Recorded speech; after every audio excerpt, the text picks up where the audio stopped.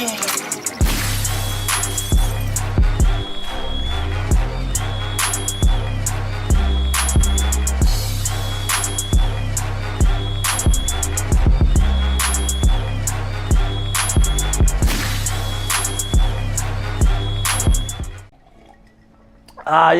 Welcome to another episode of Pierre's Panic Room. You know how we do it. We always have a fly guest every week, and this week is no exception. We got a dope guest this week. I'm excited. I've been so excited to meet this young man for a while. He is young too. It's like that. You might not think he is, but before we start, you know how we gotta do. I gotta read these comments that y'all leave. So my crew picks out the comments, so we gotta read them. So here we go. Let's go with this first one. This is from the Joe Claire Show. My man Regal Tone T says, keep up, Pierre. DMV representative, for those who don't know, it's not the motor vehicle part, it was a DC, Maryland, Virginia, that's what he's saying. Let's go. This was a good conversation. I appreciate that. Now, Brandon from Chicago says, Pierre, you's a liar. Damn, really? User. You say user too. Yeah, user, you said. Y-O-U-S-A? No, Y-O-U-Z-A. Okay. Oh, wow. Yeah. It's Chicago, so that's what it is. Stacy D. Smith says, I love that Pierre created his own platform. Now, I appreciate that, Stacy D. Smith. Really appreciate that. Thank you so much. Hey, since I got my own platform, I got a great guest today. I'm excited about having this young man. I'm going to tell you how we met. We box. We go to a boxing. This man got some hands now. Don't think don't run up on him on the wrong day, okay? No, Pierre, you whooped my ass in the ring. I see what you get a platform and you start to like this is fake news already. This is fake news already. Give it up for the one and only Mr. Jerry O'Connell. Let's give it up for Jerry O'Connell. Yeah. Let's give it up for Jerry O'Connell. So happy to be here. No. For an average person run up on you, you're gonna do something, man. You got a couple of, You lit me up. You lit me up. That's not true. I had to eat. Let me just tell you what happens when you get in the ring with Pierre. First of all, I am 48, so I think I don't want to give away your age on your show, but you're a little bit older. Yeah. And you said, hey, let's get in the ring. And I was like, man, this old man wants to get in the ring with me. Okay. And I got in there and I was like, I'm going to take it easy on you. All right, Pierre. And I had to eat, this is not a joke, I had to eat pudding for 2 weeks after. Really, man? You got me. No, I'm making it up actually. Her name. You were actually really. I will say this. You are. And it's funny. I haven't seen it on your show yet, but you're a good fighter. Oh, all right. And it's so funny with good fighters. They say. You were giving me pointers the whole time. Sure. And the thing that's the craziest about boxing for me, which I swear is the best exercise out there. It is better than any spin class, better than any bike you can buy, better than any class you can take, better than any seminar you can do. It's better than anything. It's better than anything. Sure. An actual sparring is my big problem was stamina and staying in there. Oh, okay, yeah. You were really kind to me, telling me where to cover up and everything. And I want to say I will never forget that because I've seen other fighters come through our gym and they spar with people and usually, always someone is a better fighter than another person. And usually the better fighter says, listen, I'm going to take it easy on you, so let's not try anything crazy here. And I'll never forget, there was one sparring guy who comes in there all the time. I'm so sorry, I forget his name, but he and a couple other MMA guys were fighting. And he stopped fighting and he was like, listen, I told you I was going to take it easy on you. Right. Don't make me light you up. So I'm very cognizant about hitting someone in the face when I don't want to. But you were really... You're a kind person, and you can tell that from about someone in the ring. I want the streets to know that I'm a tough. I'll beat your ass. You are. Right. But no, this is what it is. And it's funny. My man Phil Paolina has a gym, and I've known him for years. And the reason he likes to put me in with people who are like actors or who aren't really fighters is because he knows I won't beat. I'm not trying to show off and beat nobody up. Now, when I fight other fighters who are actually fighters, then I'll put it to another level. But there's no need for me to beat up on someone who I think I can already beat. You know what I'm saying? I mean, no disrespect. Well, you're an actor. You're not a fighter. You get what I'm trying to say. I get what you're. I've been in there. I totally get what you're trying to say. And I'll keep it like that all the way through. If we fight 3 or 4 rounds, some people, first round they're cool, but by the second round they're trying to beat that person up. And I know somebody, and I'm gonna say it. You understand? I know a guy. What's his name? Mario, the guy who's on the what's that show he's on? E.T. Lopez. He will ask somebody who's great a good fighter, take it light on me. But he will beat the shit out of somebody who ain't a fighter. I'm like, that's not cool, dude. You don't do that, man. And I have not experienced that. All right. Another gym I go to. I have not experienced that. He does look pretty tough to me. I would not. He can fight now. I would not want to get lit up. Don't spar him. You were very kind. Kind to me. And you know what? It actually it says a lot about a person when they have the ability to and don't do it. Light somebody up and they don't do it. No. But all right, I'm gonna light you up with some questions. How about that? We're gonna talk about some stuff today. All right. First of all, New York. You from New York? Born and raised in Manhattan. Right. I said I'm 48. Right. So grew up. Your family structure. What's your family? Your mother, father? Parents who were still married. Right. Good. Mom was a teacher, public school. Right. Dad worked in an office. Not a lot of money. You know, it's funny.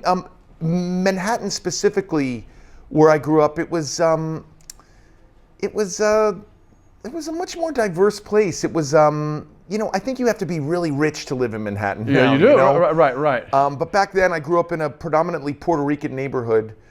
You know what's funny? I mean, I've been in LA for years now. Okay. I don't think I had ever met a Mexican until I moved to Los Angeles. Well, that makes sense. I just grew up with Dominicans and mostly all Puerto Ricans, you know? But I thought that was in the Bronx. So what part of New York what part of Manhattan were you in? I was in Lower Manhattan. I was on 17th Street. Okay. And it was just a very Puerto Rican neighborhood, especially on the weekends, like at night, if it was warm outside, like the bongos going and like I know that's right. Everybody's horn went and it was a really fun sort of eclectic area. Right. When I was 11, I was in Stand By Me, which was a pretty. It was a huge hit. It was right. But let me ask you, who influenced you to get in? Your mother or your father? They were into. Your father was an art dealer. He was an art director. Director, right? I would say after school, I was in one drama class, and in the school I went to had a drama club, and I was good. But what drew you? Did you always, as a kid, were you a playful kid? Always, I was just like hyperactive. Okay. I was nuts. I was loud.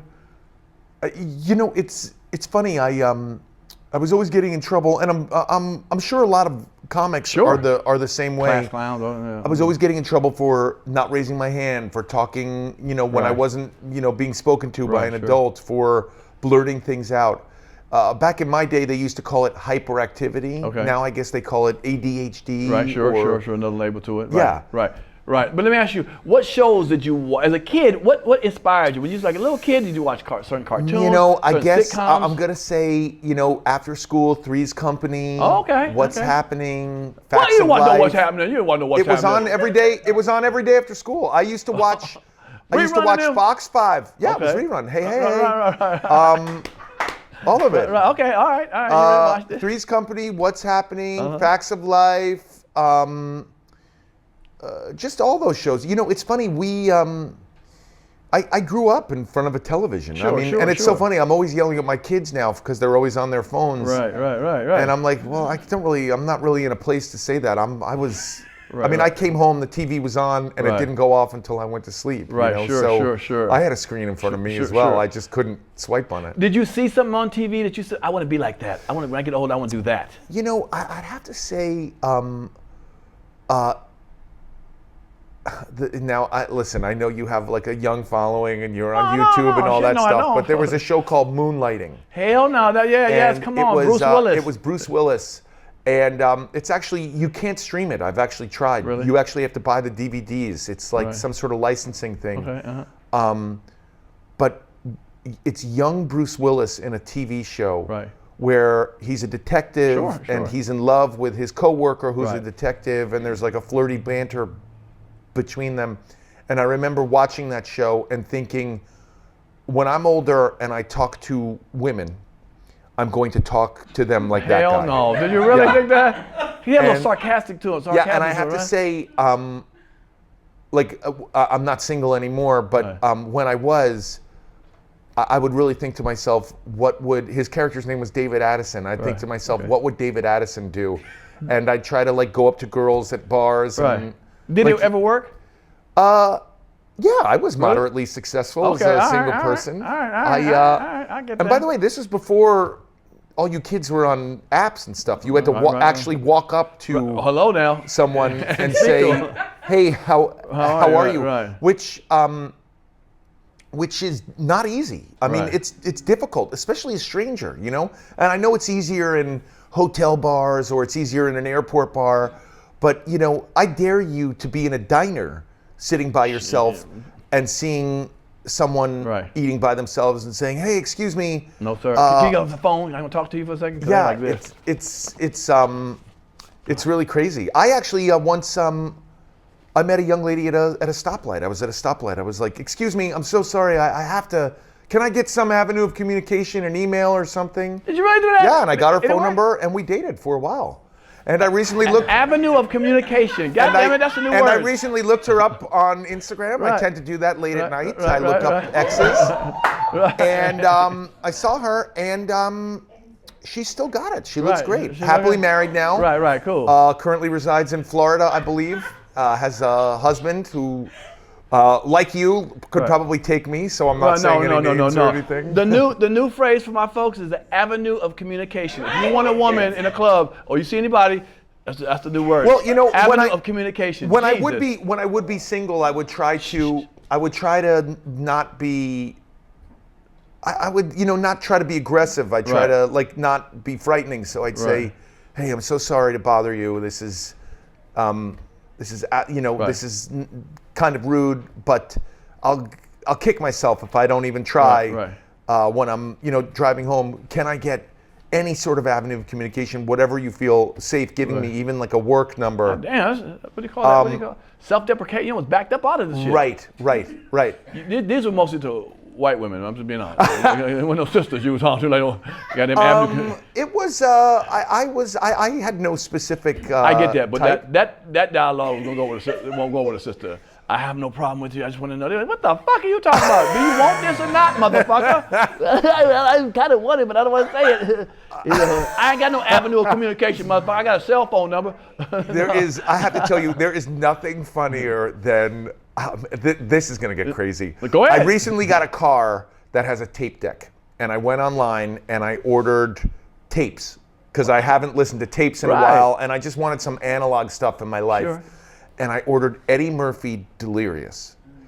And when he goes into Caucasian Voice, it is, I have to say, it's crazy listening to Delirious because first of all, it is almost like seeing something that is, it's like listening to like something that's like totally forbidden these days. You know, he drops a lot of F-bombs. He did. By the way, ain't my fuck either. It was I had a coworker get in my car, and we had to drive to go get COVID tested because we have to do it a couple times a week. Mm-hmm.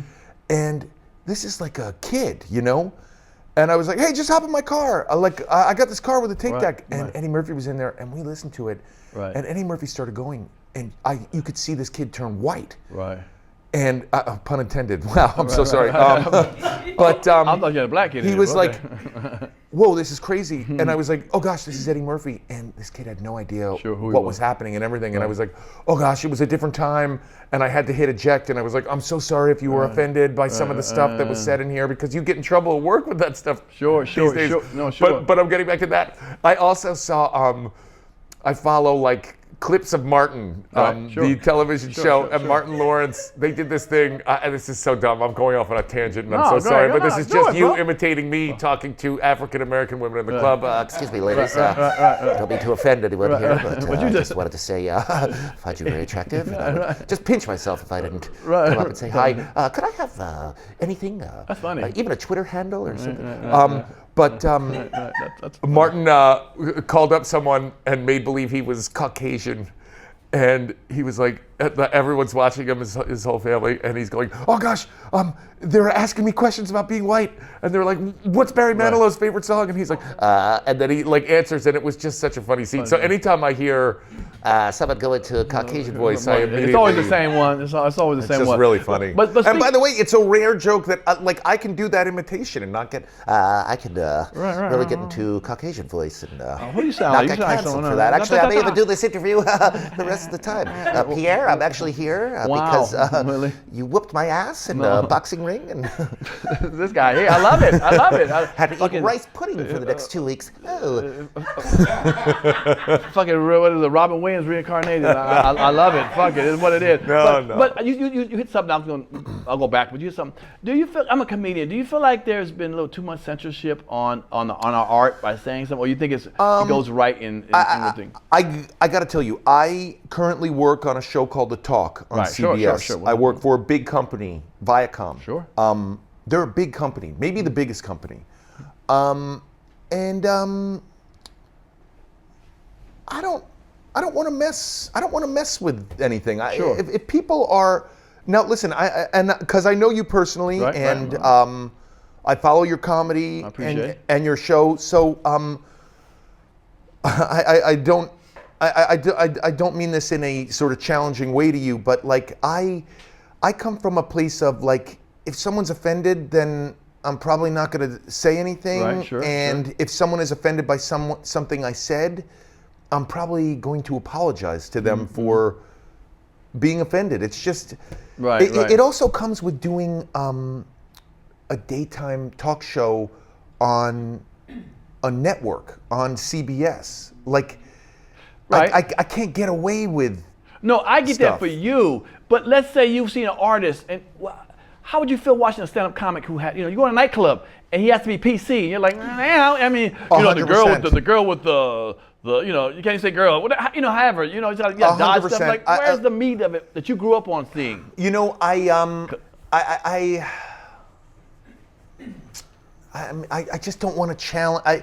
If someone is, I can only speak for myself and things that I say. I can't speak for other people. And while I do find, a lot of things funny, for me, I police what I say because I don't. If even one person is offended, even one, then I don't want to offend people. I'm not here to offend people. That said, I listen to a lot of comedy that is considered offensive comedy, I enjoy it. Right. And for me, it's what I consume. It's what I like. All right, can you answer this question? Sure. I don't know could you say you don't do it, but you feel like you feel like it's a right for someone to do their listen, thing? I'm going to go even a step further. I don't think it's my place to comment on other comics and what they say. Either consume it or don't consume it. That's not who I am. That said, I'm not a kid these days. The kids these days, they're a little more loud with their opinions, and I'm gonna quote RuPaul here. Okay. Okay. I ain't mad at you. I don't no, watch listen. I really. He's got a great podcast. He's really, and I'm not kidding. I'm gonna quote RuPaul. Sometimes you just got to listen to the kids, and I do. Wow. I do listen to the kids. Okay. I just do. I agree. And I'll say it's done. We move off. Like, if I'm on your platform or if I'm on the talk, I play the rules. I have no problem with that. But if I'm doing my own show in a nightclub, or I'm doing a record or movie, I'm going to do what I want to do. Yeah. I feel like I want to do what I want to do when it's my platform and me doing it. Pierre, if I saw you at a nightclub, I would expect nothing less. Right. You know what I'm saying? That's what I want to see. Sure. Speaking of that, we're talking about you grew up in the '80s in New York. What was your hip hop life like? Were you into hip hop? Very much so. It really was the only music I listened to. Man, like some people, who'd you like? You know what? I'm just gonna go right to who is someone who we never hear anymore, and some of your older listeners and viewers will know who this is. Kool G Rap Polo. Come on, you a real dude now. Hold up now. I gotta tell you, wow, Kool G Rap. That Kool G Rap Polo, back again. I never hear about them. Right. Remember he did a song called "The Symphony." It was like him, Big Daddy Kane, Craig. Craig Mack. No, not Craig Mack. No, wrong. Craig. My 1,000 Degrees. Go look at the Symphony. It was one of the dopest ones I will. saw him do. Yeah. Wow. Okay. Kool G Rap. Ooh. Nice and smooth. Okay. really, that's sort of like, and you know what's really funny? East Coast. I didn't mind West Coast stuff, but back then, again, I'm 48, it was really like you Beastie Boys? I never, you know what? I actually had an issue with them. Let me turn his phone. Let me turn it. Yeah, I'm issue so with sorry. them. What was the issue? They just inappropriating the music? Is that what you're trying to say? It wasn't that. It's just the people who liked the Beastie Boys were not my friends. You know what I'm saying? And I never got into them. Listen, I did purchase that album, Licensed to Ill. Right, I got that. But I listened to it. I listened to it with a little bit of a cocked head, you know? Right. Well, you said Kool G Rap. Now that's so far from where you were growing up, I guess. No, it wasn't. I'm from New York City. I'm from Manhattan. It was not. There was a radio station, 98.7 Kiss FM. Okay. And DJ Red Alert. You would listen to him every Friday. You would record his 3-hour show.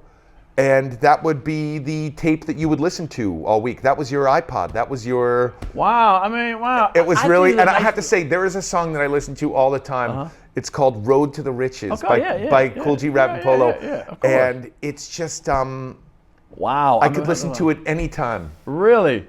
I just pictured you not, you could be around the area, but not in the hood, listen to hood shit. I thought, I wouldn't say I was in the hood, but, you know, I wasn't. My family was pretty middle class, you know. And your parents were okay? You listened to that kind of music, or you snuck that kind of music? No, my parents never censored me. And by the way, I have 13-year-old kids. I don't censor them. Oh, yeah. They can do what they want. I mean, listen, I live in the suburbs now. I live in Calabasas. Right. Nice. Like my kids, I picked them up today, and they. I have 2 daughters and they're 13, and today was their last day of 7th grade. Oh. And they were like out of breath. I picked them up at a McDonald's. I was a little late, and they were like, "Oh yeah, just get in the car, go." And like I started driving, and I was like, "What's going on?" And they were like, "We went to the roof of the Albertsons," which is like our supermarket. And the guy at the Albertsons is yelling at us, saying he's gonna call the cops. Let's just go. And I was like, For what? Calm down, girls. It's not like the cops are like, you think like choppers are like flying overhead? Like, did you kill anyone? And they were like, no, but he said he's going to call the police. Just go. That's funny. It's just funny raising kids in the suburbs now. The fear of them calling the police in the hood, be like, call them motherfucker. Call them up. I'm ready for it. Wow. All right, let's go to the iconic role that everybody remembers you from. You were 11 or 12 years old when you got Stand By Me? 11 years old, yeah. How did you come about getting that role? Cattle Call. What?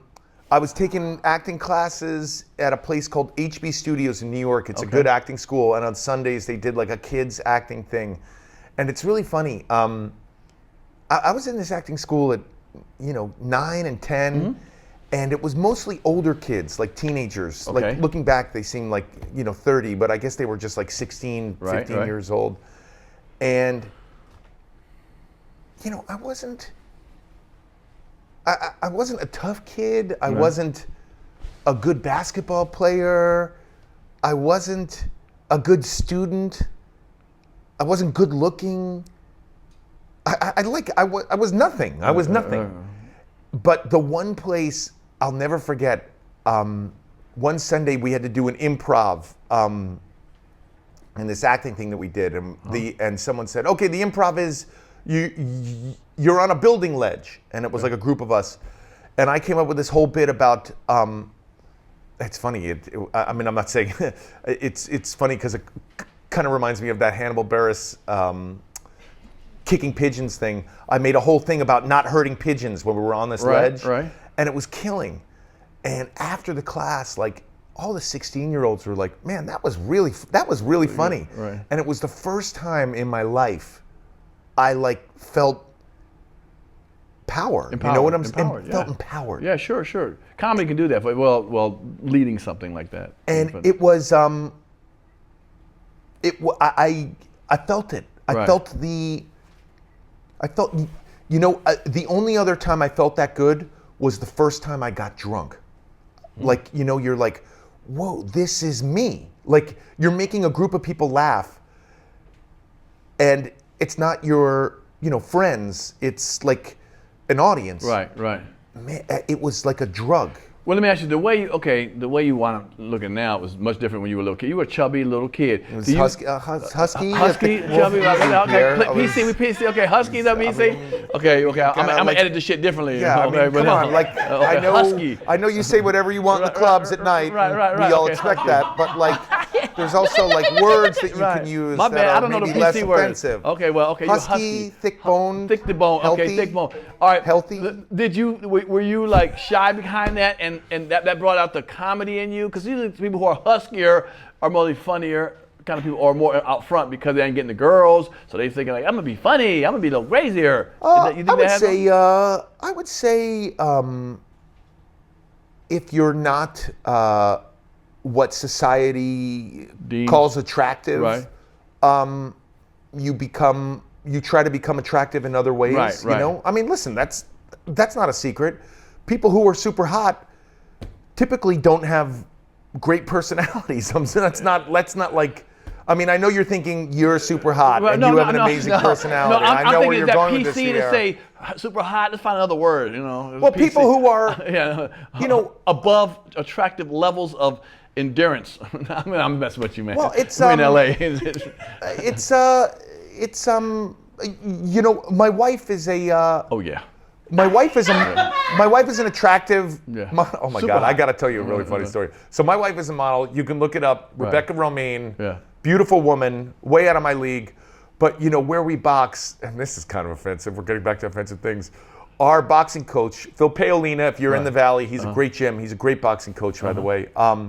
This is not a secret. He puts pictures of women, not naked, clothed, like in bathing suits, women, typically women, and I guess men, boxers, but only fighters and women in bikinis. He pastes them all over his gym, and it's pretty cool when you go in there. It's just like everywhere.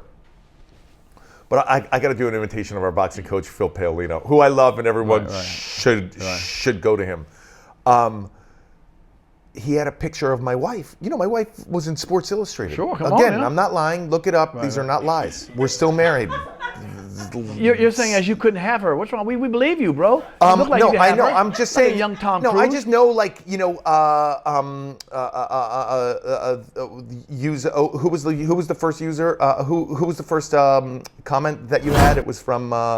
Yuza's going to be like, he's lying, he's not married to her, I don't believe him. Forget Yuza. He's too whack, the way he talks, Yuza. there's no way he spoke to a woman like Boom, that. Yuza. He's too self-deprecating, he's not a man, he's feminine, I can see. No. You should have whipped his ass. I'm getting to those questions. Who is this guy? Get him off of here. Pierre's got another guest coming on. You've been hearing all the buzz around the country about this. You smell good all the time. Yeah, well, I wouldn't. What do I need to smell like? Who wants to smell like a nigga playing basketball? You know what I'm saying? Let me open the package and see what this is about. Boo-doo, bite out. You see what it is? Boom, boom, boom. Somebody can say, well, I can use any razor to do that. No, this is a softer, bro. Trust me. The Lawnmower 4.0. Trust me, this thing right here is much better than what I've used to. You don't want to use a Bic on your dick, okay? You want your shit.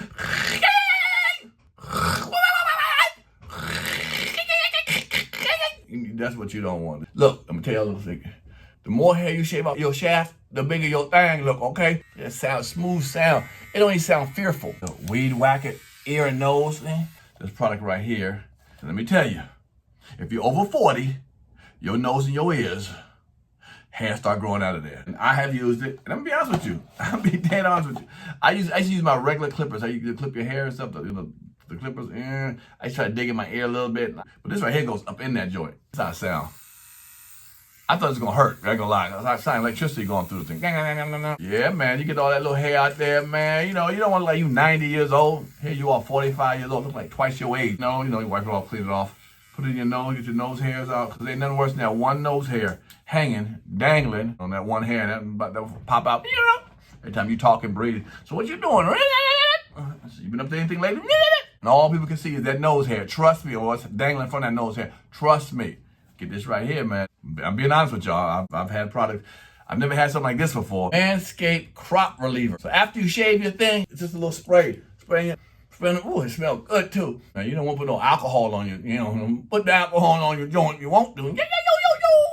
ball deodorant, but it comes out like a lotion. If I lose the lotion, I might not need to go out on a date. And trust me, your girl gonna like it too. You know what I'm saying? She don't want to go down there and you Willie the Force, okay? She ain't no landscaper. You the landscaper, okay? Fellas, you the landscaper. So you landscape your thing, man. Get it clean and shaved right.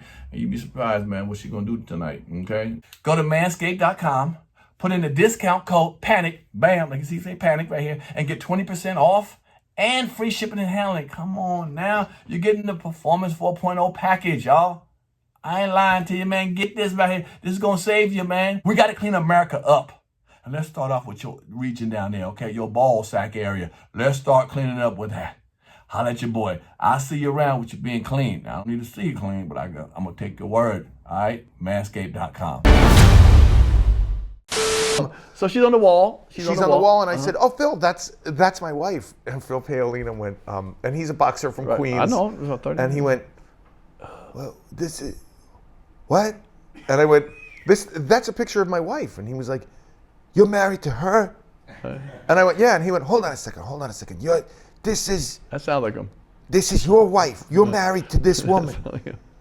And I went, "Yes." And he went, "Why are you lying about this? Why you gotta lie about things like this?" And I was like, "Phil, I'm not lying. That is my wife. I swear to you. I can show you on the internet. I'll bring in a copy of my marriage certificate." And then he turned to someone else. Another fighter was in there, and he was like, "Hey, you know this guy is married to this girl?" And he was like, "Oh yeah, that's his wife." And he was like, "Why didn't you ever tell me you're married to her?" And I went, "Well, Phil, you didn't ask. I didn't really bring it up. And usually I'm in here and Pierre is hitting me." No, we'll get to your hot wife in a second. But back to back to Stand By Me. So you get it because your character's like that, kind of sarcastic and fun, you know, in the role. Any memorable moments from that movie? I love that movie. I thought that was one of my best movies. It is a good movie. It's a great summer movie. Stand By Me. It's super fun. It's just one of those summer movies, right. You know. But any memorable moments from that movie? Did you remember some stuff in that movie? You know, I just loved it, Pierre. I just popped. I just like, you know, you can tell me even walking into your studio here, like, I love seeing cameras and people and lights and making people laugh and saying things and like performing, you know, it's something. But that camaraderie worked too, man. That was a click. That was the director, Rob Reiner. Okay. He made the chemistry work. You know, he really did. And it's funny. I'll try and tell this story quickly, but it's funny. I had never been on a set. Sure. Before I did that movie, and the first day we were filming, you know, I had lines in a scene, and you've acted before. You wait for your lines to come up, and then you say things. So it's a fight scene in the movie. One of the kids is fighting a guy who owns a junkyard. I remember that scene. Yeah. The bully. Yeah. And we're standing there, and they're shooting the wide shot first. Typically in movies, they shoot a wide shot, and then they come in for like close-ups and coverage, you know, and they move the cameras all in. And we did the first take of the movie. First time on a set. Action, like I'm watching everything. They say rolling. They do the slate, you know. And I'm like, wow, this is it. This is a movie set. This is just like it is in the movies. It's crazy. Right. And then the whole scene happens, and then Rob Reiner, the director, says, "Cut." And like he did it early, before the scene was over. And I was like, oh man, thank God it's not me. I didn't have any lines in the scene. I didn't say anything. And he walks right up to me, and he goes, "What are you doing, man?" And I was like, "Me." Right. And he went, "What are you doing in the scene?" And I went, "Why are you coming up to me?" Right, I have no lines. Yeah, I don't have any lines. Right. And he went, "Hey man, we see you in this. Like the camera's right there. Right. These people are fighting in front of you. What would you do if your friends were fighting right in front of you? Like what would you do? Would you be scared? Would you like, you always have to listen. You're as much a part of this scene as this guy who has all these lines, as this guy who has all these lines, as this guy who has one. You're just as important at all. I need you listening and on point during this, not only today, not only the scene, during this whole movie. That's who your character is. And I don't care if you have one line, I don't care if you have 100 lines. I need you here, listening. Oh, and I gotta tell you, Pierre, it was like a light went off. I'm telling you, it was like a switch went off in my head. And I was like, oh, okay. And it's just the most comfortable I've ever felt is being in a scene and like doing lines and doing stuff and reacting. And I'm so sorry, I'm going to tell the long version of this story. No, come on, brother, we got time. So I've tried to get into directing. It's been a little tough, you know. It's just tough. New things are tough, you know. But I got to direct a Disney Channel show, okay, called Andy Mack. It's not on the air anymore, but it's all these kids, you know, and they're like 12 and 13-year-old kids, same age as I was in that movie. And so I'm doing I'm directing a scene, and it's these two kids talking on a bench, right? And in the background, it's another actor, right? Sure. And everything, and the two kids are talking on the bench and everything, and I'm gonna shoot through them and like see the other actor and everything. And in the master, I noticed the actress who's in the background is not like really reacting. And I said, "Hey, cut!" And I walked up to her, and I said, "Hey, what's up? Hey, so we see you in this shot. We're like right over there. So you have to react to everything that they're saying." And she went, "Why? I'm not in the scene." And I went, "Yeah, you're in the scene. You're right here." And she said, "I don't have any lines." And Pierre, it was like a lightning bolt hit me. It was crazy. And I said to her, "You're just as much a part of the scene as they are. I need you to be listening. That's your job." And I saw a light go off in her head. Pierre, it was a really like crazy experience for me. I know I didn't mean to get emotional about it, but it was like it was crazy to me. You know, it was a crazy like full circle moment. You know, it's so rare to have those full circle moments. You know. Sure. You know, it's funny you say that. I've directed some stuff, and I look more at sometimes the people who aren't speaking. Yeah. To see a lot of sometimes they fidgety with their hands, they don't know what to do with themselves, they're not talking and so forth. Yeah, like, well, you know what? Important not also, to, like in movies and things that we see, sometimes it's the people's reactions who like. Sure. I mean, sure. You know, take an actor like Kevin Hart, who's one of the biggest, maybe the biggest star in the world. He made a career out of reacting to scenes that he's in. You know what I'm saying? I mean, like, you know, I don't want to say stealing scenes, but like finding moments in scenes. You know, and like telling a story through him. And but like, it's like such a talent to like come into a scene. Maybe it's not even about you, and be like, you know what? How can I add to this? How can I bring myself into the scene? How can I infuse myself into this situation, you know? Yeah, but let me tell you, I've seen them with non-actors. I've been in some hip-hop movies, and they bring in some people, and they're trying to overdo it. And I'm like, calm your ass down. So that's not what listen, it's about. of course, and that's a director's job to come over and say, hey, just quiet down a little bit. But at the same time, like, that's sometimes a cutaway is like the funniest. You know what I'm saying? Sure. No, sure. So, wow, I got a little emo on your show here. How about that? Trust me, a couple people cried on here because they were working with me. I was like, all right, but no, that's cool. Unfortunately, let's go talk about it. How did you feel? Do you remember when he died? River Phoenix died. I do. Yeah. What is it? It was crazy. You know, I was I was a little bit younger than all those guys. I was about 4 or 5 years younger, which I know doesn't seem like a lot, but you know, in those days, I think I was 17 when River Phoenix passed, and he was in his early 20s, and it was crazy. It was just it's even crazy to this day. You know, people who have lost people, it's.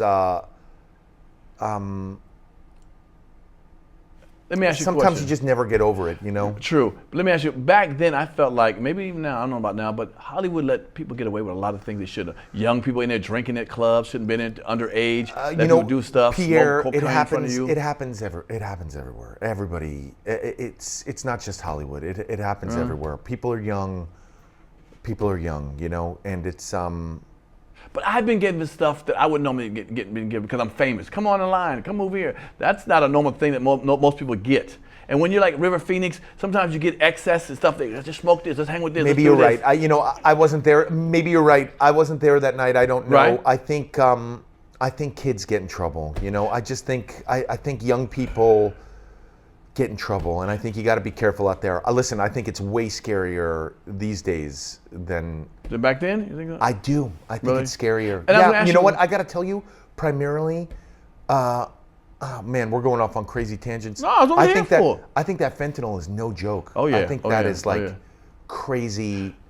Listen, you know, I have two 13-year-olds who are obviously going to be, you know, before I know it, going to the clubs and like, you know, being offered things. And I'm just going to tell them like everything's got fentanyl in it these days. Everything. It all has fentanyl. Yeah, this right here does too. But no, I was gonna say, how did you avoid when you got to the age, because you were famous, you know, did you get invited to clubs and parties at your age? If you saw what happened to River, how did you say, no, let me not get myself I'd say, you know, drugs were never my thing. Okay. Drugs were never my thing. Women? Alcohol was my thing. Oh wow. Yeah, I love a drink, alcohol. You know, and it's, you know, I hate to generalize and stereotype, but I'm Irish. I'm of Irish beers descent, and I have a lot of family members who struggle with alcohol, and you know, I hit it hard. You know, right. I really do. You know, it's something I have to keep in check. You know. Oh wow. Now, I'm going to get out this movie. But you know, luckily it's just booze, and you know, I would say don't say just booze, 'cause that could go. No, I know, I know, but it seems to me that you know when it's more than booze, that's when things get into sixth gear and seventh gear. You know what I'm saying? That's when you start doing 150 down the highway. Right, you know, right. But you know, booze is bad. Also, over you know. excessive drinking, you know, alcoholism, you know, just. But I'm just, you know, you also get older and you gotta like watch yourself a little bit. Sure. With the great cast of Stand By Me, I heard you had a little. Did you fix up you and Will Wheaton's, you know, a little beef? I heard y'all had a little beef. Am I mistaken? A little misunderstanding. We never had a beef. We never had a beef. I did apologize to him recently. You know, he and this is something he should speak on, not me. But he was going through stuff with his family, and it was very traumatic for him. And I recently apologized to him as adults for not, you know, knowing he was going through that. And it was more an apology for someone who's been through trauma and just saying, I'm sorry I wasn't there for you more. So, okay, that's good. I respect that. Now with that whole cast, have y'all, like Corey Feldman, do y'all ever meet and talk? Or you ever? Yeah, we do. That's a great movie. We do stuff. I mean, we do like birthday parties and stuff. You do? Yeah. You're still in contact? You know, it's almost like a childhood friend. You know, that's what I'm saying. It's like having a childhood friend. You know, it's like you know, I wouldn't say, you know, it's the person whose house I kick it at, you know, watching football, but a couple times a year. You know? Okay. Well, you transitioned from, you know, a husky kid to a more slender man. Look at the effect I'm having on Pierre here. I don't want to. He started this out by. I believe he referred to me as a fatty. Did I say that? Okay, I might have did that. Yeah. Sorry, chubby, chunky. Chunky. I like chunky. Chunky. Peanut butter, I like chunky. So nothing wrong with saying chunky. I like that. I like fatty meats on my steak, and I like that. Sure. I should be able to say those things, right? Okay. It's an offensive word, you know. I mean, okay, now you slendered up. Is there a reason why you slendered up? You know, because you went from a little husky to now to being a sex symbol. You know, I mean, I don't know. I got tall. That helps. You're a tall guy, right? Yeah, I guess, you know. Did you consciously go after being slimmer, or like for movie roles, or it just happened with your life? You just became from. You know, my mom said to me, you know, I was. It's different these days. You know, back then, my mom just bought soda and it was in the house. My mom just bought. Sure. You know, whatever was artificial sweetener, everything. It was in the house. Real. And I mean, we had. This is how old I am.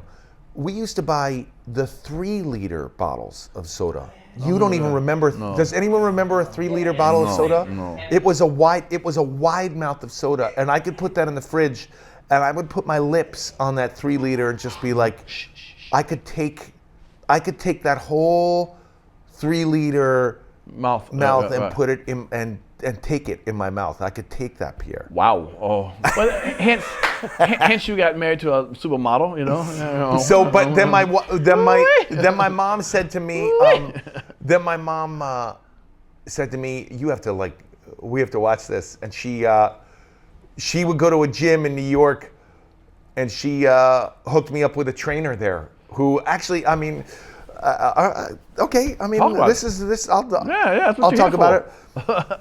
A trainer who's passed, God rest his soul. Okay. You know, I grew up in downtown New York, and it was, it was a very gay area. It was a very gay neighborhood. It was Chelsea, New York. It was right next to the Village. And in the 80s, and a lot of these guys died of AIDS in the 80s. It was really, you know, you're kind of my age, so you remember in the 80s, it was like, everybody rapid, died. There was no survivor.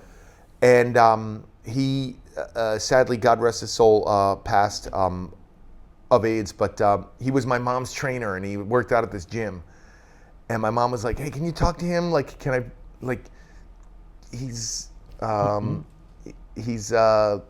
He's husky." Right. And he said, "Okay, hey, I'm gonna give you this little notebook, and I want you to, for 1 week, write down everything you put in your mouth, everything that you put in your mouth, everything. Even if you have a sip of soda, even if you have an oyster cracker, even if you have a lifesaver, put it in your mouth, put it in this notebook and write it down."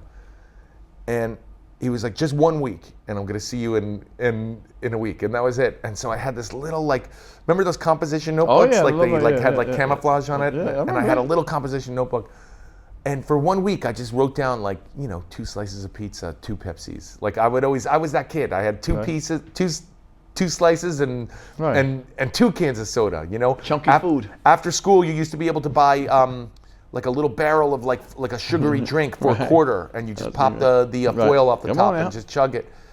And Twix bars, all of it.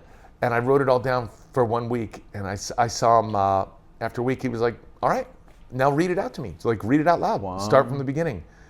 And man, I read what I put in my mouth for 1 week. Couldn't believe it. And I was ashamed by the time I got How old were you this time? I was 12, maybe 13. Okay. And I was like, by the time I got through, I saw him on a Monday. By the time I got to Tuesday morning, I was like, "Oh my gosh." And he was like, "You see what's going on here?" He was like, "We have to, it's really what you're putting in your mouth. Putting in your mouth, you know?" So I stopped drinking soda, and that was like it. Like, that's it right there. Sugary drinks will get you. So your weight loss started at about 12, 13, after Stand By Me? You started, right? Yeah. I didn't really see you as much next time I turned around. You were, you know, it just grown, happened. like 20 but years it was old, also 21. puberty, and also not hammering sodas and bad stuff all the time, you know? It's not to say I don't eat bad stuff now. It's so funny. I imagine myself writing whatever I'm eating. I imagine myself writing it in that book. Okay. And I got to tell you, it really helped me. Okay, nice. Yeah. But a lot of people say that. Hey, write stuff down. You are a man of a particular age. You are in incredible shape. I've seen you close to naked, Pierre. Okay, I remember that. Yeah. Next time I hit you a little harder. How do you stay so healthy? I drink a lot of water. I do that. Okay. But I do snack. But everyone says that. I do. Yeah. Do they? Everyone says that. Yeah. Yeah. Everyone says, "Oh, I drink water." Like I do drink a lot of water. I don't drink. I don't know. I just think good genes. You know what I'm saying? My father was slim, so good genes. I was a little heavier a while back, and all of a sudden, about a certain age, I hit 50. I was like lost 10 pounds. You know, it just went off. Really? Me. Yeah. I was like, wow, man, I just lost. You know, I was like, okay. And it just seemed to stay off. You know, then unfortunately I got COVID and I lost 10 more pounds. Then I looked kind of crazy. I looked like Nancy Reagan. I had a big ass head and a little body and shit. You know, it was terrible. But then I got the 10 pounds back. But yeah, I just think that's what it is. Speaking of, because you're a handsome young man, I would say that. You know, I'm still gonna say young. Okay. You worked on Jerry Maguire with another handsome man. You're like twins when I see you right now. Tom Cruise. He seems to be a force to be reckoned with. He produces, he does stuff. He's very particular about what he wants. You know, I heard a couple of times when he shouted on whatever he did on the set. Working with him, did he give you any advice as an actor, or where did you work? What did you see him at Tom Cruise? You know, I'm not going to say he gave me any advice because I'm sure you've worked with big stars, and you know, you sort of stay out of their way. You know what I'm saying? Okay. Like, I worked with. And by the way, like, Tom Cruise is super famous. Yeah. I worked with Beyonce in obsessed. And oh shit, I remember that. Yeah. I stayed out of Beyonce's way. I'm not gonna come up to her and be like, hey babe, give me some advice, you know? Like I'm very respectful of super famous people. But I will say,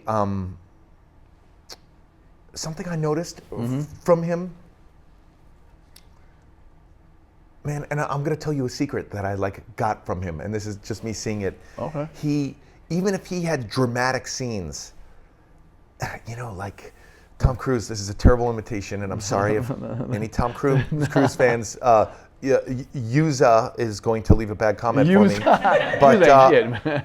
But we had a dramatic scene in Jerry Maguire where my character played a quarterback, was not going to sign with Jerry Maguire, who's a sports agent. Right. And so he has to understand that. And he did the whole scene, and he was like, taking it in and like smiling and like doing like Tom Cruise. He was like smiling. Right. And I remember I was young. I was 22 when I did this movie. Okay, right, young. Right, sure. And I was watching him and I was like, I can't believe Homeboy is smiling through the scene. Like that wouldn't have, like my choice would have been like, you're signing with someone else. Right. You're signing, and he was like, okay. Right, and then I remember, and then listen, I saw it in the premiere, big premiere, movie screen, up there, big screen, Tom Cruise.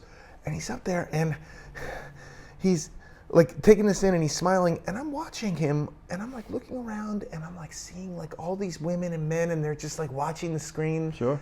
And I was like, and I've seen him I just saw Top Gun last week, great movie.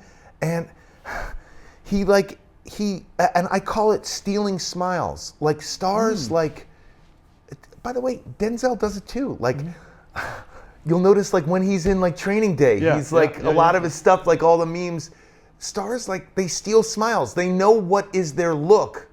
I don't know that this is what they do, but the way I've comprehended what they do, the way I've interpreted it, I don't know that this is what they do. Right. I don't want Denzel coming after me. Is that they like? Nobody watches this. Is that stars? You don't know that. He could be on the road and be like bored and shit. Let me see what this Pierre is up to. No, Gerald Collins on the we're show. not bored. Maybe somebody sends him a link, or maybe he names checks himself. You don't know. But they like. They like smile, you know, like stars, like they just know what they're stars. They just have a thing. Jack Nicholson does it too, all the time. Right. You know, and so that's what I got out of it. Is like I wouldn't say it's like you're watching greatness. You know, you're watching greatness. You know, you're watching stars. You know. Yeah. I do that in the morning when I brush my teeth and look in the mirror.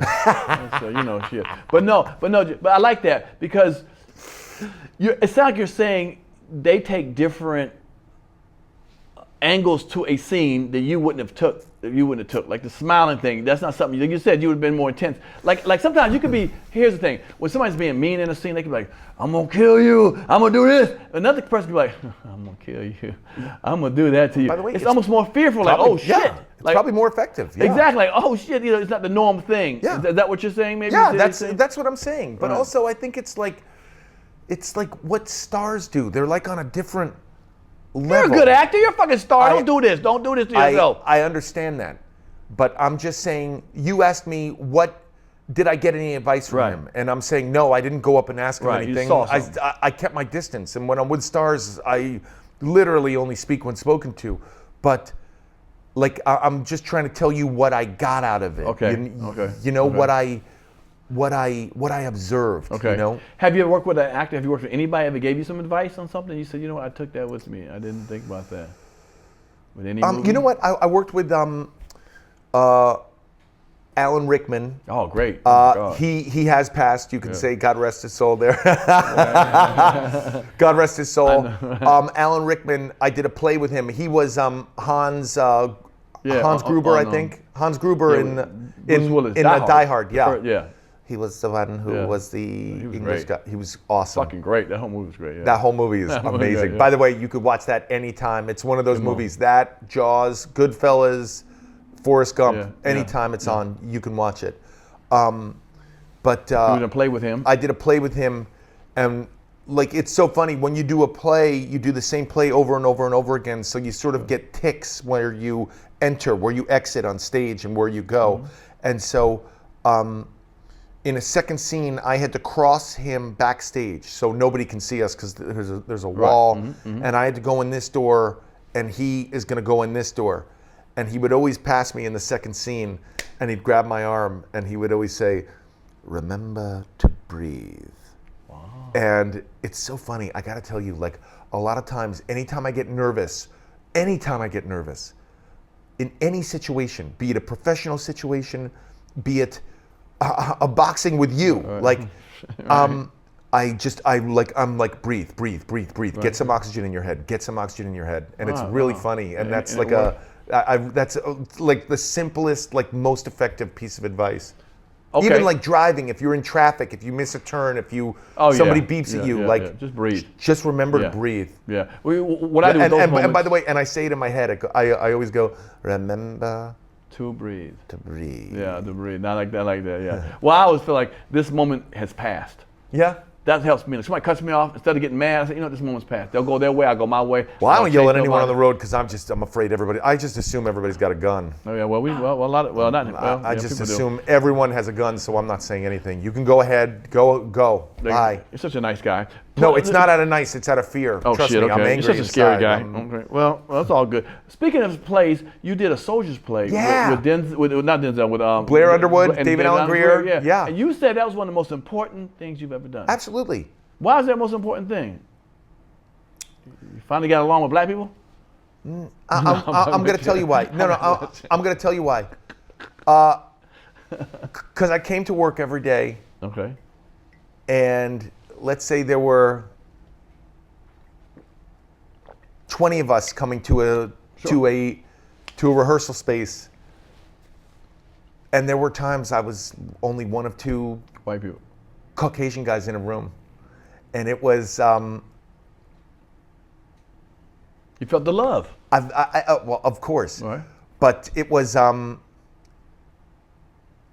just knew we were doing something like important. For those who don't know the play or seen the play, it's a Pulitzer Prize-winning play, and it was the first time it was done on Broadway, and we did a read-through of it, all of us together. That's the first thing we did. We walked in the door, a couple of nods, a couple of hellos. I didn't know any of these guys. Okay. They didn't know me.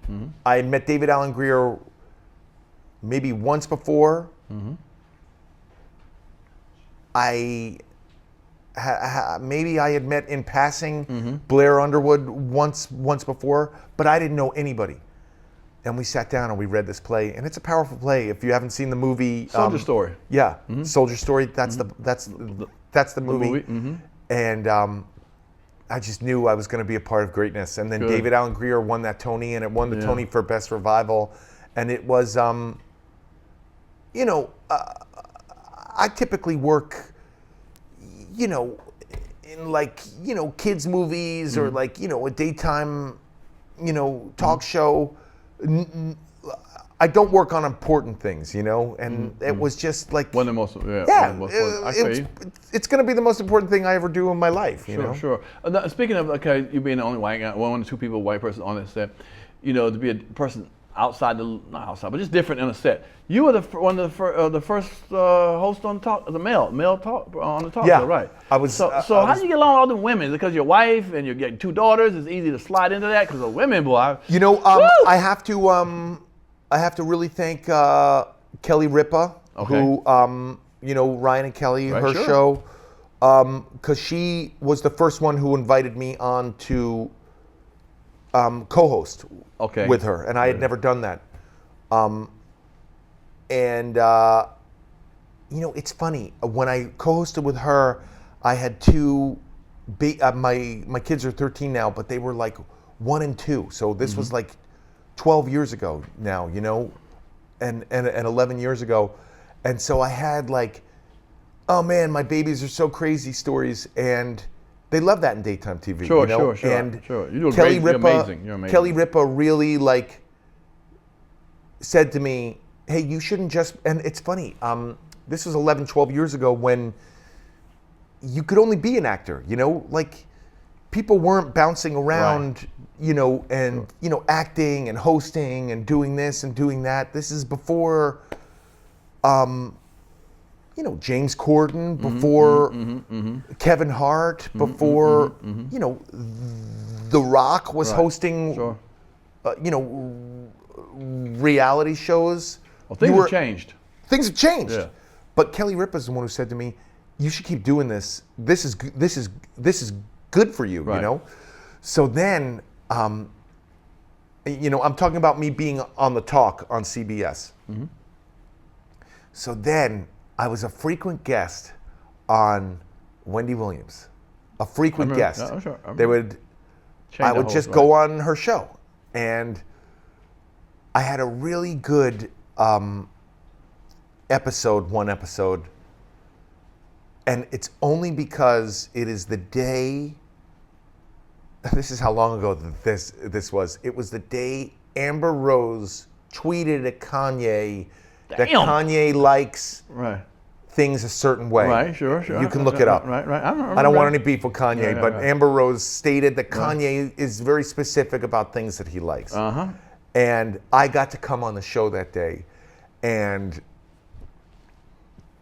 not only talk about it, like I was supposed to be there for some other project or something, and it's all I talked about was like, hey, listen, I mean, some guys, you know, what's the big deal? Like Amber Rose needs to not be so judgmental about this. And I was very funny, and Wendy loved it.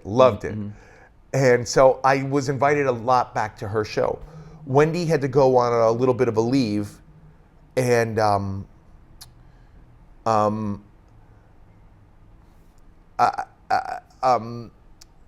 they had to choose someone to sit in there for a couple of months. A couple of months. This is a live show, 2 months.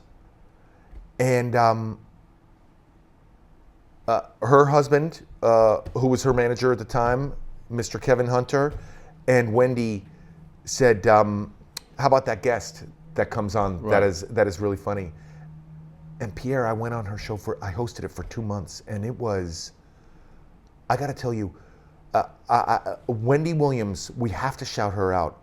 I know people sometimes have issues with her and stuff, and some of the things that Wendy says, but Wendy, as Wendy says it like Wendy means it, and no one does it better than Wendy. That woman comes out for 20 minutes and talks straight without a commercial break, without a co-host. She comes out and speaks. And the first time I did her show as a host, as a guest host, it was the most frightening thing I've done in my professional career. Pierre, maybe you as a stand-up can come out and do a set, but they're like, you have 5 topics, here they are. Something happened with the Kardashians, maybe something happened with, you know, these are the topics. Go out and you have 20 minutes without a commercial break to talk about it. By the way, you don't know if you're just gonna bomb. You don't know if it's gonna suck. And you might say, just go to commercial, you know? And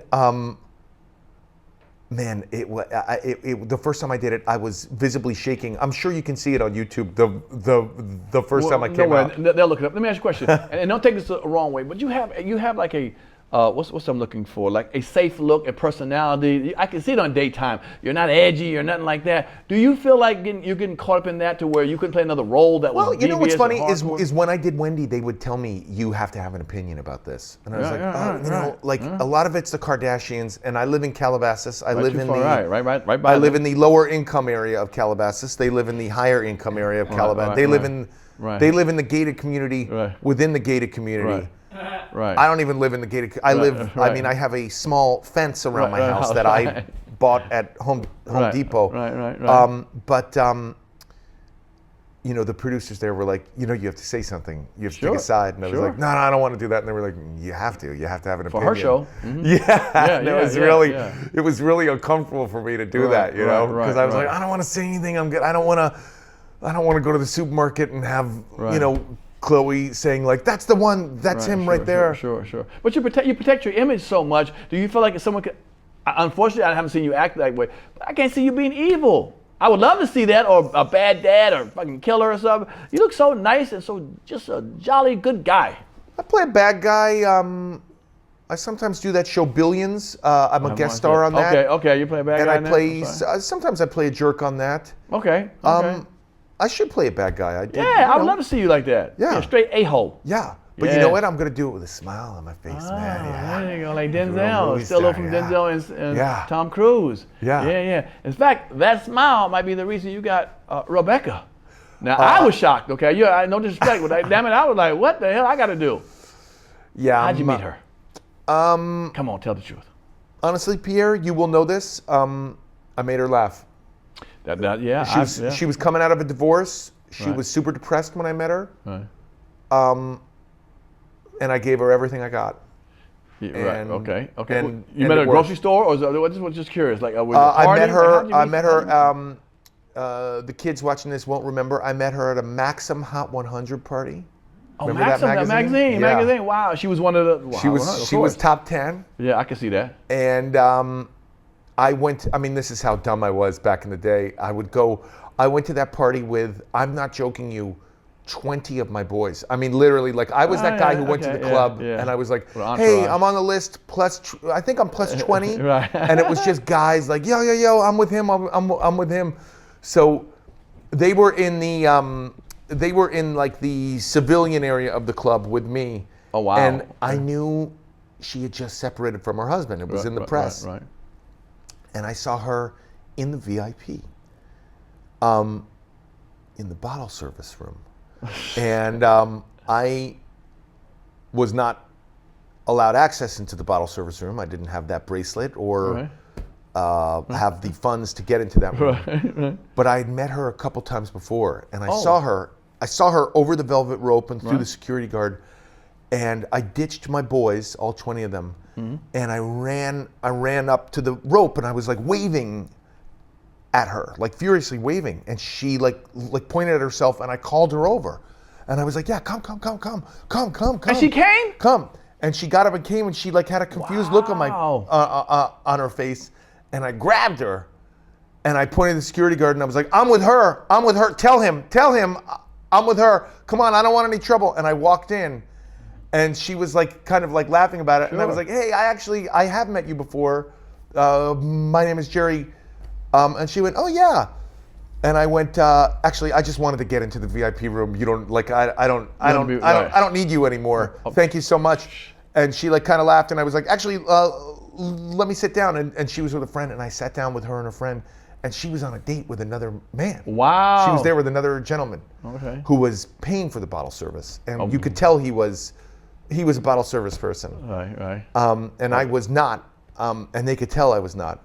But I sat down with them, and her friend said to me, I was getting up to leave. It was time to go. And my dumb friends were like standing at the VIP, and like they were like, some people are calling you, and I was like, I don't know them.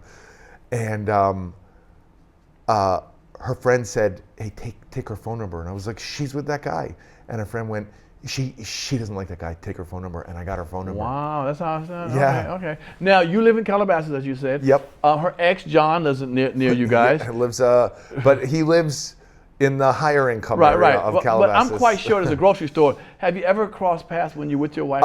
And is that awkward? I have never seen him in person. My wife has. Really? Yeah, and my wife chickened out, and she was in a parked car, and from what I heard, listen, or so my wife says, they could be meeting up a lot. Oh, hush up, man. You cried. I don't know. Maybe I should look on my on my iPhone. Yeah, track her, get an air tag on her.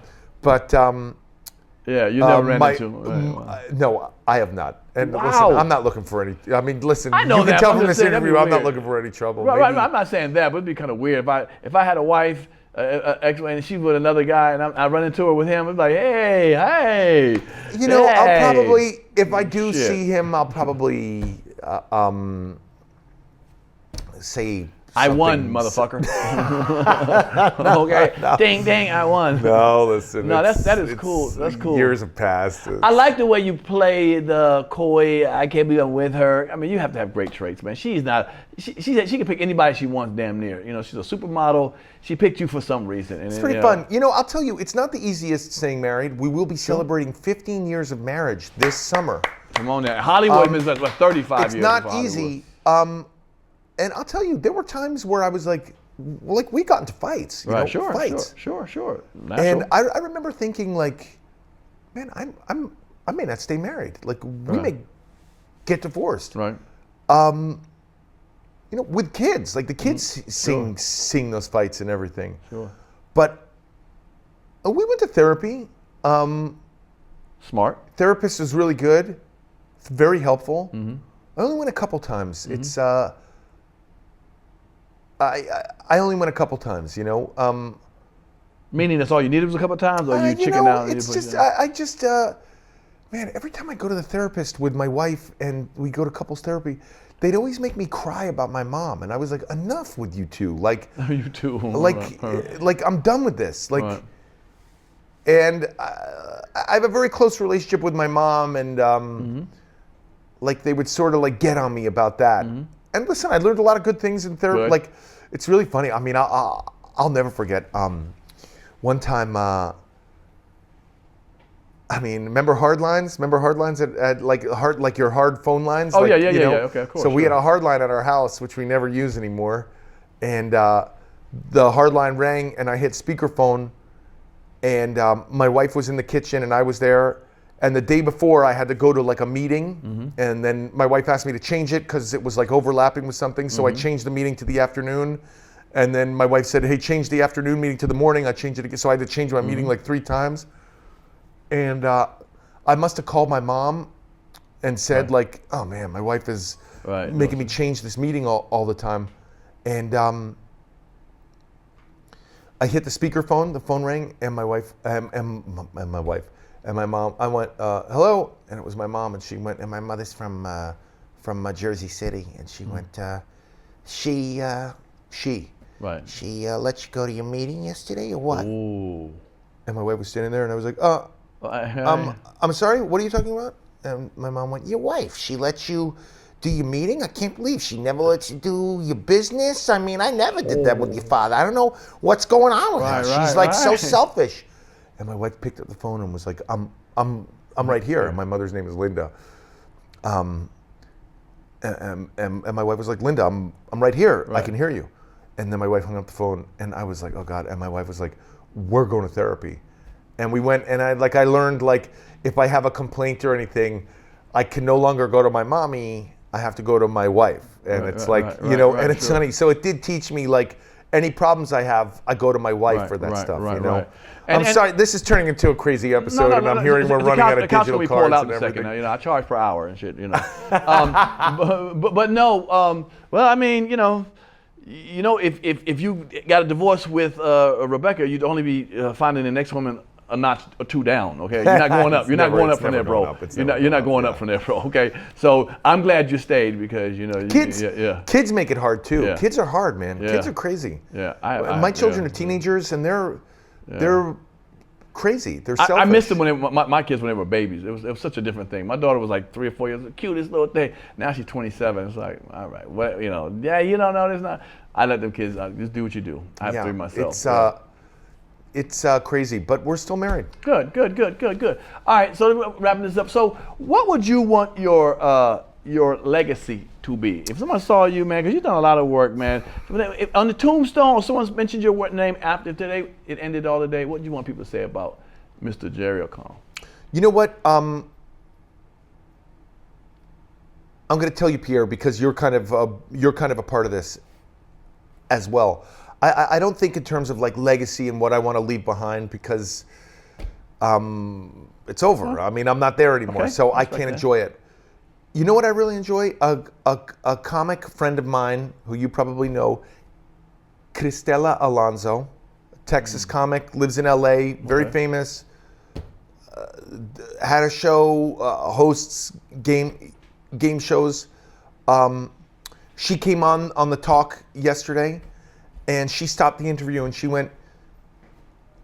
she said, can I tell you what a good guy Jerry is? Every time I go on tour, he reposts all my tour dates, and he does that stuff. And I just want to say thank you to Jerry. And I like supporting my friends, you know? Listen, you can attest to this. You said you were opening the studio. Right. I texted you and I said, when am I coming in? Like, Sure. It's not so much a legacy. I just want people when they see me to feel good. Right. Well, I'll tell you, you know, meeting you at the gym, we box, it's all good. And then when it was funny, I would never thought you would have been doing my show. Sorry, why? For whatever reason, I just didn't think I was in your lexicon of thought process or what you'd want to do. And I was like, and I remember, I forgot how it happened. I asked you, I texted you and asked you to be on the show, but I looked back at one of my, you had recently asked to be on my show. I said, oh, he asked me first. I didn't know that. I was asking you. I was like, you know, because you said something about the show or something. I said, well, you come on my show. And I looked on back and it said like maybe a day earlier or a couple hours earlier, you said, when you want to let me come on your show? I'm thinking, you want to come on my fucking show? If we're friends, I like to support, I like to raise people up. I will you know say what? that, I'm bro. going to tell you. I will say that. You know what? I'm going to tell you something. I worked for Kenny Leon, who directed A Soldier's Play. Listen to this, everybody. Mr. Leon, great director, Tony-winning director, Emmy-winning director, best director I've ever worked with. Sorry, other directors. That's just how it is. Shit.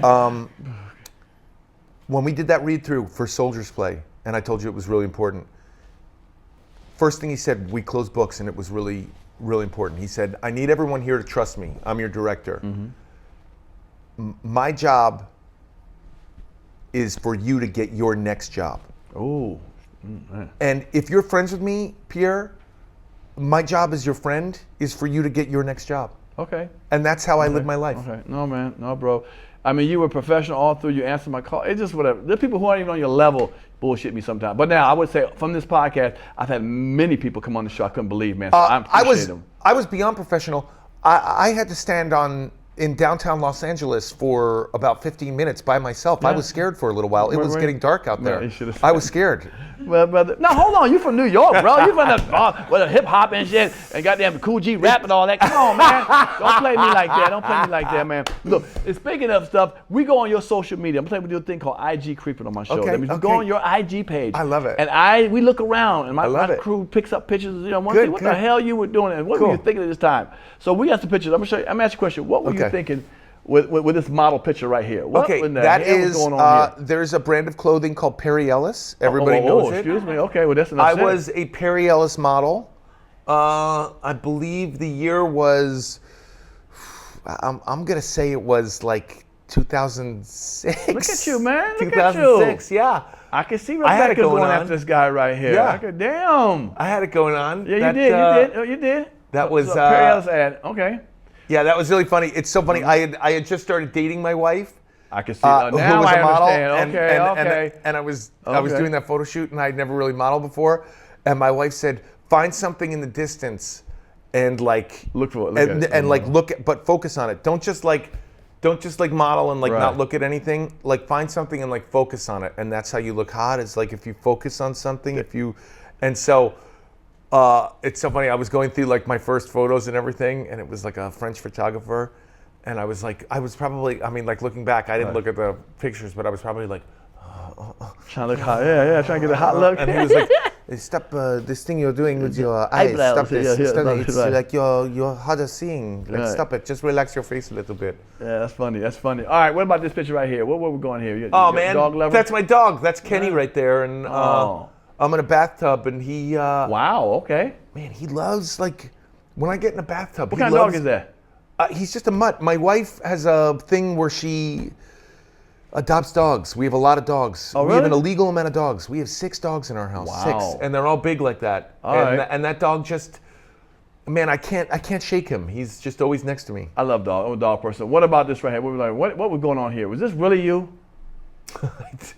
That is somebody saw on that, like- Instagram named Ronald McDonkey.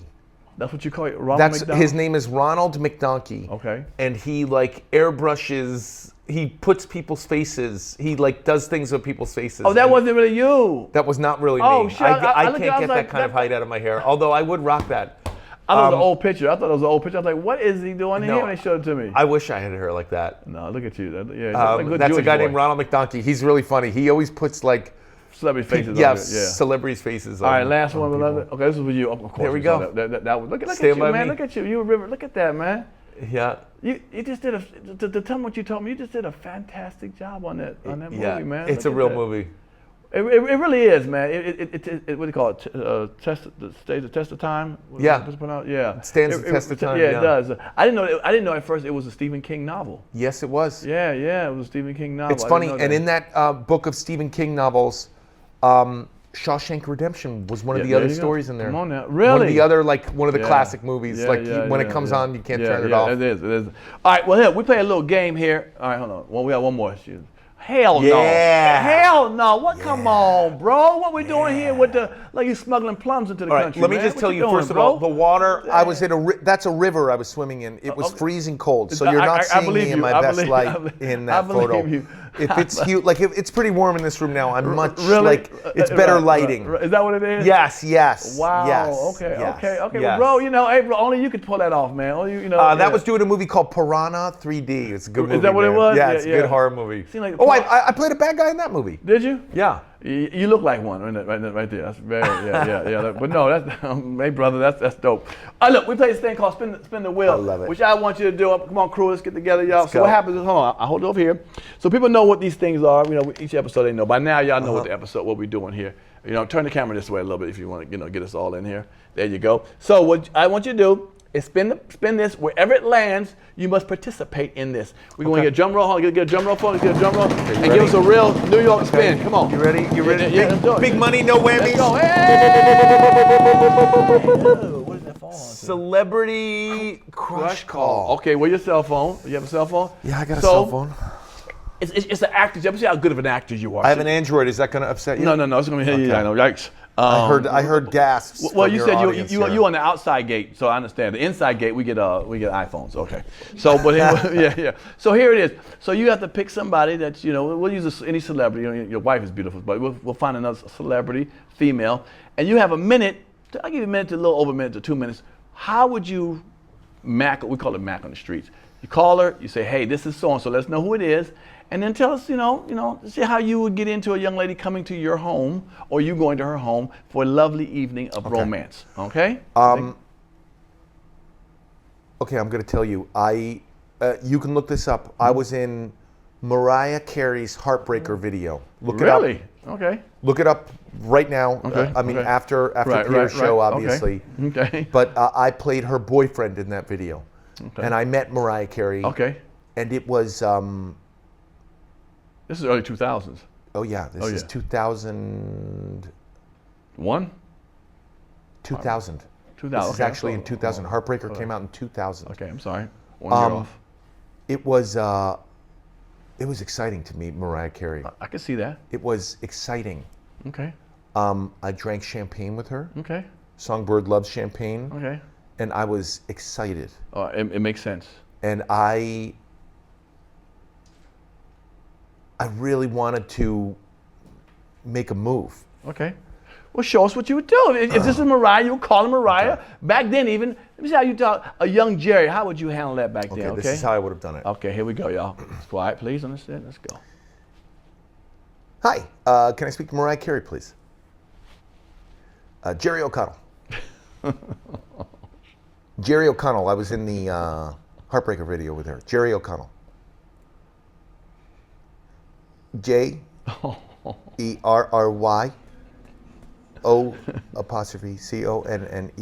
Heartbreaker video? Jerry O'Connell? Yeah. Okay. Okay, thank you. There you put me on hold. Okay. Oh, shit. Listen, keep... No, shit. Hello? Hey, Mariah? Oh, no, I wanted to talk to Mariah. Yeah, Songbird, Mariah Carey.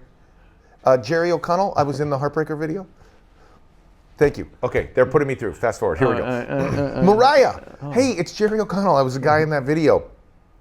Listen, I know you were dating Luis Miguel at the time. He came to set, and he probably flew private there and had security. And I'm actually calling. Oh, it's my daughter calling. Sorry.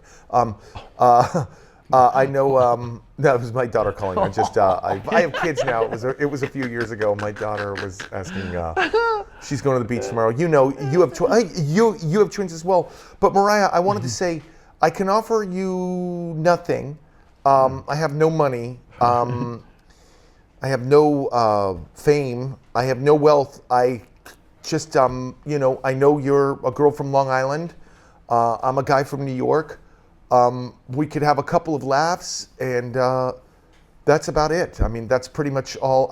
Hello? Hello? Hello? That's funny, dude. That's funny.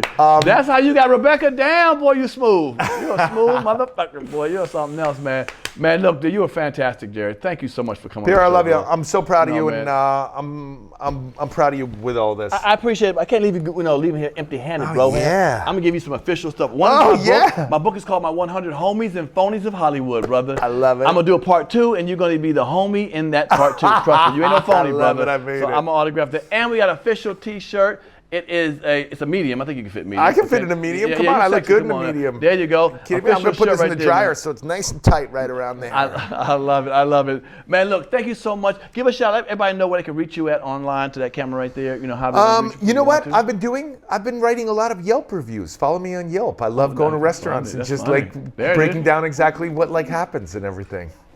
Follow Jerry. Follow Jerry on Yelp. That's it, man. I ain't mad at you, brother. I hope to see you in the ring again, brother. Thank you so much for coming through. You were a trooper, man. You're a real good dude, man. Thank you. Y'all, like I said, man, thank y'all. Great episode again, y'all. Thank y'all for watching Pierre's Panic Room. Don't forget to hit the notification bell or the subscription button, man. Please hit that, y'all. Subscribe button, I mean. Thank y'all again. Great episode. I want to thank my man Jerry O'Connell for coming through, man. You changed the landscape of the show, brother. You know that, It's a little right? long. This might be a 2 or 3-parter. No. You changed the landscape of the show, brother, and I appreciate that. You're the first, Hey,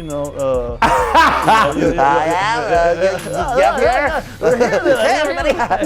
All right, thank you so much. I'll let y'all later. What's up? I'm Jerry O'Connell, and I survived Pierre's Panic Room! Ah! Go to manscaped.com, put in the discount code PANIC, bam, like you see, say PANIC right here, and get 20% off and free shipping and handling. Come on now. You're getting the Performance 4.0 package, y'all. I ain't lying to you, man. Get this right here. This is going to save you, man. We got to clean America up. And let's start off with your region down there, okay? Your ball sack area. Let's start cleaning up with that. Holla at your boy. I'll see you around with you being clean. I don't need to see you clean, but I'm going to take your word. All right? Manscaped.com. Turn me up a little bit.